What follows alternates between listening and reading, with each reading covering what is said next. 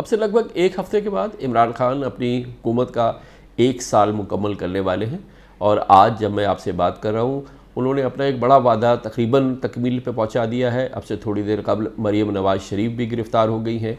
गोया कि इस 1 साल के दौरान जो कि उनका एक बहुत बड़ा वादा था कि मैं किसी को छोड़ूंगा नहीं, वो मुकम्मल होता नज़र आया। नवाज़ शरीफ गिरफ़्तार हो गए, अब अभी मरीम गिरफ़्तार हो गई हैं, हमजा शहबाज अंदर हैं, आसिफ जरदारी गिरफ़्तार हैं, फरियाल तालपुर गिरफ़्तार हैं, हत्ता कि एक अच्छी शोहरत वाले शाहिद खाकान अब्बासी और डॉक्टर मिफ्ता इस्माइल भी गिरफ़्तार हैं।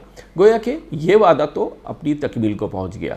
अब रह गया दूसरा उनका इम्पॉर्टेंट जो वादे थे जिसका ताल्लुक़ मईशत से था, रोज़गार से था, पाकिस्तानियों की कैफियत को बेहतर बनाने से था, पाकिस्तान की मईशत को बेहतर बनाने से था और एक आम पाकिस्तानी को एक फील गुड फैक्टर देने के हवाले से था। यकीनन वो समझता होगा कि करप्शन के ख़िलाफ़ जो कार्रवाई हो रही है वो मौसर रही है और वो जारी होनी चाहिए और यकीनन इसी तरह से जारी होनी चाहिए। मगर इमरान खान को ये भी सोचना चाहिए कि अब जब कि वो अपना 1 साल मुकम्मल कर रहे हैं, पाकिस्तान की मईशत ज़बू हाल है और बल्कि तबाहकुन सूरत हाल में है।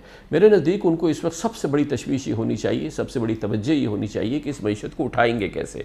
आज जब मरीम नवाज़ शरीफ गिरफ़्तार हो रही थी, पाकिस्तान स्टॉक एक्सचेंज का इंडेक्स 30,000 की सतह से नीचे आ गया, गोया कि 4 साल पुरानी सतह से भी नीचे आ चुका है। तशवीश की बात यह है कि न सिर्फ ये कि stock market, real estate market पूरे पाकिस्तान में मुकम्मल तौर पर जमूद का शिकार है, बल्कि इस वक्त फ्रोज़न कैफियत में है। पाकिस्तान में कोई नई मईशत का माशी हवाले से कोई नई डेवलपमेंट नहीं हो रही, कोई नया कारखाना नहीं लग रहा, किसी कारखाने में कोई एक्सपेंशन नहीं हो रही, कोई नया रोज़गार पैदा नहीं हो रहा। जो रोज़गार पैदा हुए हैं वो कम हो रहे हैं, लोगों की तनख्वाहें कम की जा रही हैं। इस पूरी सूरत हाल में यकीनन ये सामने आएगी और ये एक लावा है जो कि फटेगा। किसी न किसी सूरत में इसको एड्रेस करना है, मईशत को एड्रेस करना है और फील गुड फैक्टर देना है, सेंटिमेंट्स को बेहतर बनाना है। खान साहब, इसके लिए चाहे आप दूसरी तमाम चीज़ें पशे पुश डाल दें, लेकिन इस पर आपको तवज्जो देनी पड़ेगी, अदरवाइज़ ये आपके लिए बहुत ही